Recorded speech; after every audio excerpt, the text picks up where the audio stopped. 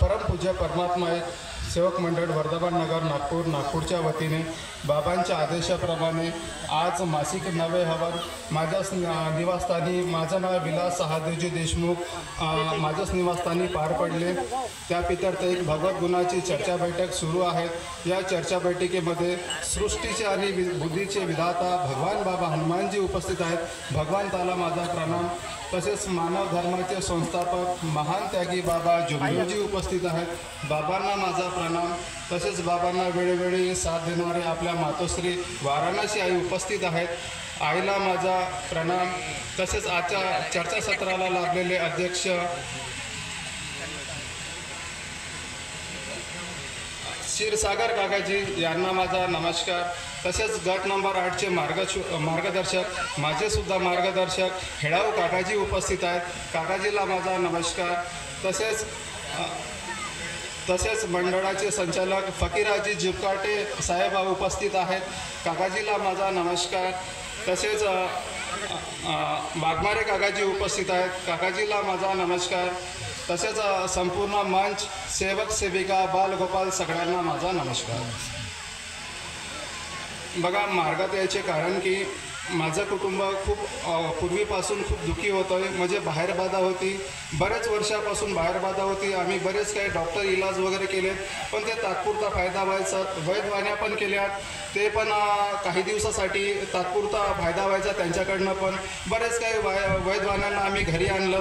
त्यांनी म्हटलं की तुम्ही हे करा ते करा। कोणी म्हटलं की नाही तुम्हाला कोंबडा कापावं लागते, कोणी म्हटलं की हे करावं लागते। जे ज्यांनी सांगितलं त्या पद्धतीनं आम्ही सगळं केलं। कोणी म्हटलं की नाही तुम्ही इथे जा, भंडाऱ्यापर्यंत जा, कोणी सांगितलं की वर्ध्यापर्यंत जा, तिथे पण आम्ही गेलोय, पण ते काहीच आराम होत नव्हता। माझी आईची आणि वडिलांची नेहमी तब्येत खराब व्हायची, तर असे बिमार 4-4, 8-8 दिवस असे बिमार राहायचे। कधी कधी तर त्यांना म्हणजे ॲडमिटच करावं लागत होतं आणि 3-3, 4-4, 5-5 दिवस ते सलाईन त्यांना लागत होती। एक दिवस असं झालं की आईची तब्येत खूप जास्त खराब झाली। म्हणजे त्यावेळेस तिला खूप उलट्या होत होत्या। शेतावरती काम करायला ती शेतावरती गेली, तर अचानक तिला उलट्या म्हणजे रक्तांच्या उलट्या सुरू झाल्या। तर त्या पिरियडला एक शेतामध्ये आमची एक सेवकीन बाई पण होती। त्या म्हणाल्या की काम करा तुम्ही की तीर्थ घेऊन बघा, तुम्हाला नक्कीच आराम पडेल। तर गावामध्ये तिथे एक ज्येष्ठ सेवक होते त्या पिरियडला, त्यांच्यापासून तीर्थ घेतलं, तर लगेच आईला चांगलं वाटायला लागलं। वडिलांनी इकडे मला फोन केला होता दुपारलाच की आईची तब्येत खूप खराब झालेली आहे, तर हिला कुठेतरी आपल्याला दाखवावं लागेल। लगेच मी नागपूरवरनं गावाला पिपळ्याला गेलो। तिथे गेल्याच्या नंतर बघतो तर आई ढबाले साहेब यांच्या घरी गेलेली होती की तीर्थ घ्यायला म्हणून। तिथे गेल्याच्या नंतर मग आईला थोडा आराम झाला। तर आईची तर अगोदरपासूनच इच्छा होती की मार्गात यावं म्हणून, पण वडील गुरुमार्गी असल्यामुळे वडील नाही म्हणत होते। मग नंतर मी वडिलांची पण समजूत काढली आणि 2019मध्ये माझी आई आणि वडील हे मार्गात आले। मी आणि पत्नी नागपूरला राहत होतो, त्यामुळे आम्ही 2021ला आम्ही मार्गात आलो। नंतर 2019ला माझ्या आईवडिलांनी मार्ग पत्करला। त्यानंतर 3, 7, 11, 21चे असे कार्य घेत राहिले। त्या कार्यामध्ये माझ्या आईवडिलांना खूप चांगली सुख समाधानी मिळाली।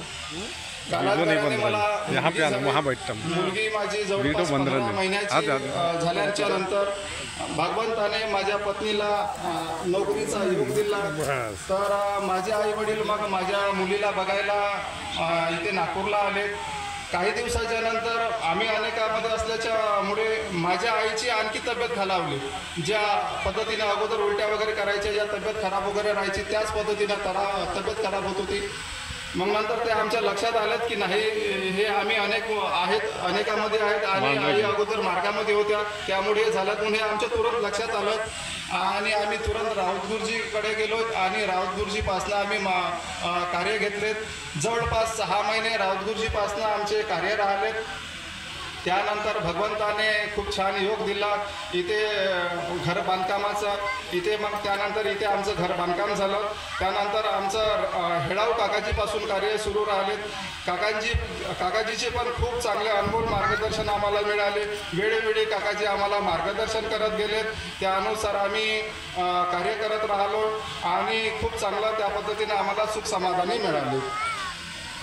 एके दिवशी मी आणि पत्नी काकाजीकडे साधे कार्य घेण्याकरिता गेलो. पत्नी 3 महिन्याची गर्भवती होती. त्या पिरियडला काकाजी आम्हाला म्हणायला लागले की त्या घडवता का. आम्ही म्हटलं काकाजी त्यात तर घडवायचंच होतं आम्हाला, पण पत्नी 3 महिन्याची प्रेग्नेंट आहे तर आम्ही आता तर नाही घडू, पण डिलिव्हरी झाल्याच्या नंतर काही महिन्याने वगैरे आम्ही त्या घडू, असं काकाजींना आम्ही शब्द दिला. काकाजी समोर आम्ही एक छोटीशी एक इच्छा व्यक्त केली की काकाजी एक मुलगी तर आहेत मला, एक मुलाची आमची अशी एक इच्छा आहेत. म्हणून काकाजीने शब्द दिले, भगवंताला सांगा आणि पती पत्नीमध्ये एकता ठेवा, तुम्हाला पाहिजे ते मिळतील म्हणून. डिलिव्हरीची वेळ आली. डिलिव्हरीची वेळ आल्याच्या नंतर डिलिव्हरी करण्याकरिता आम्ही ॲडमिट केलं.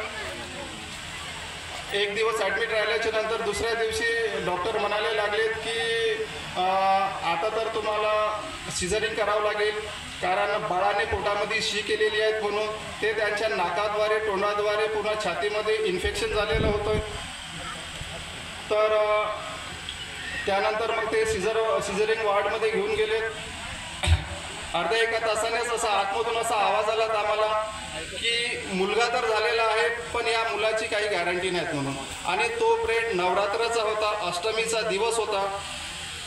असे काही वाक्य आमच्या कानावरती ऐकायला आले की 8 कन्या जन्माला आलीत आणि हा नवा भैरवनाथ, पण याची पण वाचण्याची काही गॅरंटी नाही, असे शब्द आमच्या कानावरती ऐकायला आले. लगेच थोड्या वेळाच्या नंतर एक सिस्टर बाळाला घेऊन बाहेर आल्यात.